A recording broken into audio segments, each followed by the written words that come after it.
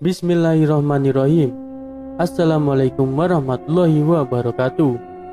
Kembali lagi bersama Mang Aji di channel History Horror yang akan menemani teman-teman semua dengan cerita horor dan mistis. Semoga cerita ini bisa menghibur. Kali ini saya akan melanjutkan cerita yang berjudul Dendam Api Asmara. Cerita ini ditulis oleh Rohim Ibrahim.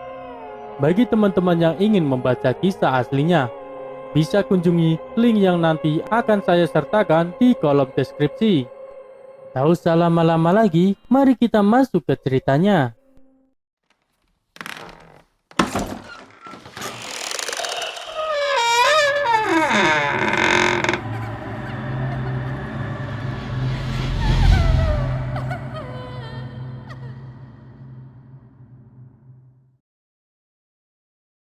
Di depan sebuah gubuk di bawah Bukit Lawu, Rukimin tengah asik memainkan ranting yang berada di tangannya. Sesekali ia pukulkan, lalu ia goreskan ujung rantingnya ke tanah. Entah apa yang ia gambar terlihat tanpa pola. Selang beberapa saat, Baron dan Codet keluar dari gubuk dengan senyuman lebarnya sambil merapikan pakaiannya. Birahi yang sekian lama terpendam akhirnya bisa tersalurkan. Tak peduli dengan rintih tangis dan cerita Narsi yang malang. Pikiran dan hatinya telah tertutup nafsu syahwat sesaat yang menyesatkan. Bukankah sangat menyenangkan bekerja sama denganku? Kata Rukimin. Keduanya hanya menjawab dengan senyuman puas. Kini saatnya kita lakukan tugas berikutnya, kata Rukimin berkomando. Keduanya malah tertawa. Hahaha, kau kerjakan saja sendiri. Kami sudah tak ada urusan lagi, kata Baron. Baiklah, tapi seminggu di muka kau tak akan bisa lagi menikmati tubuh mulus perempuan, kata Rukimin santai. Keduanya hanya senyum simpul. Kau hanya mengada-ngada, kenyataannya kami baru saja, kata Baron sambil melirik ke Codet lalu diiyakan Codet. Asal kau tahu, penawar itu baru sepertiganya.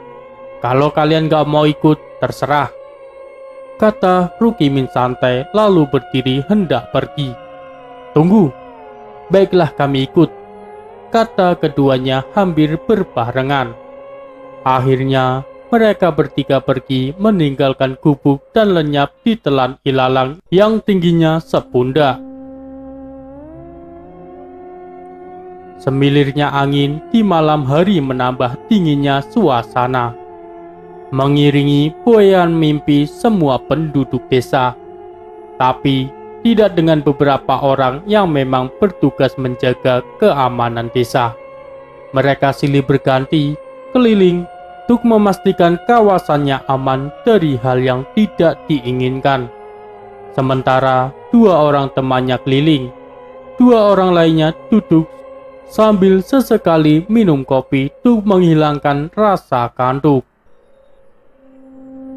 Tiba-tiba asap putih keluar dari celah-celah bilik bambu, menyebar ke segala arah sehingga terhirup oleh keduanya. Dan tak lama kemudian, keduanya tergeletak lemas tak berdaya.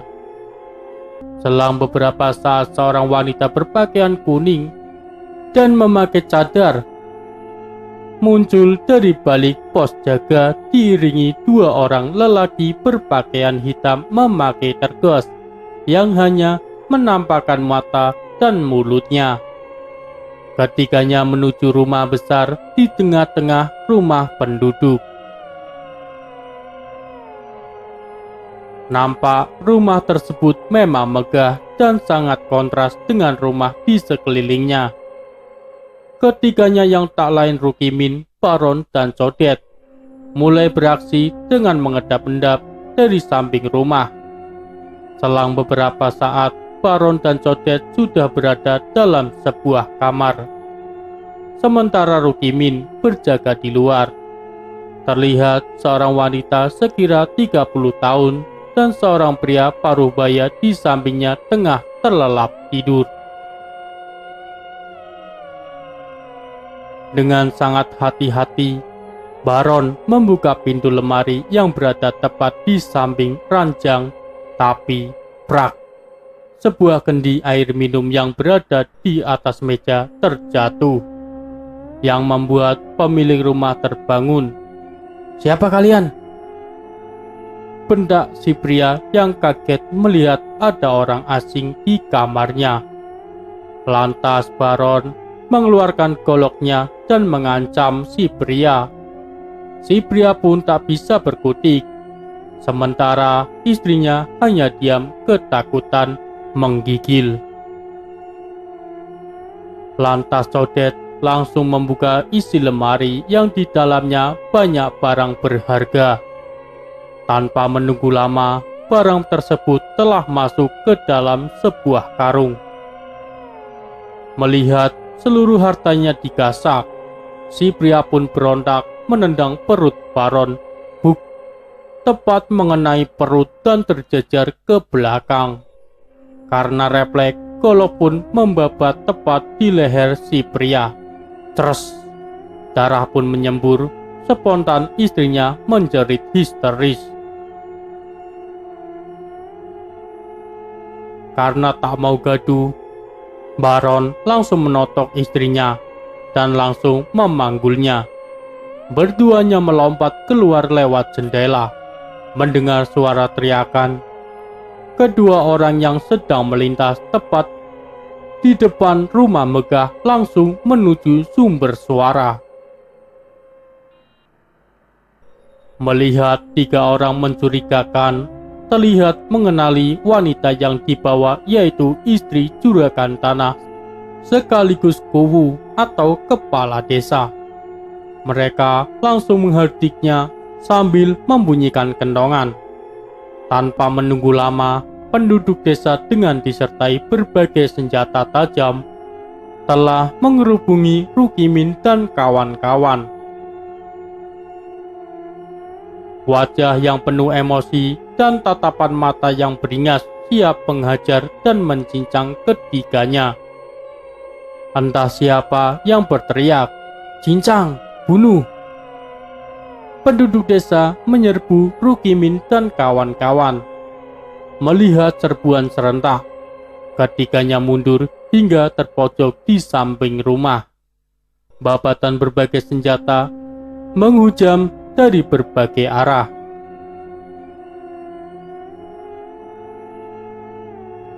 Tapi dengan gesit, Rukimin menarik salah seorang di antara mereka dan menjadikannya tameng. Tak ayal lagi, tubuh pemuda itu habis dicacah berbagai senjata tajam. Tubuhnya sudah tak karuan, bahkan lehernya nyaris putus dan penuh luka sayatan di sekujur tubuh. Melihat tubuh kawanannya yang kena sasaran, mereka mundur beberapa langkah dan saling menyalahkan. Tiba-tiba seorang wanita paruh baya berlari menghampiri mayat pemuda tersebut. Tangisannya pecah, meraung-raung. Jeritanya melengking, menembus awan, membuat semua penduduk desa iba melihat dan hanya bisa menundukkan kepala. Bersambung, apa yang akan terjadi selanjutnya pada Rukimin dan kawan-kawanannya? Dapatkah mereka meloloskan diri? Ikuti terus kisahnya. Jangan lupa like, komen, dan subscribe channel ini. Sekian dari saya.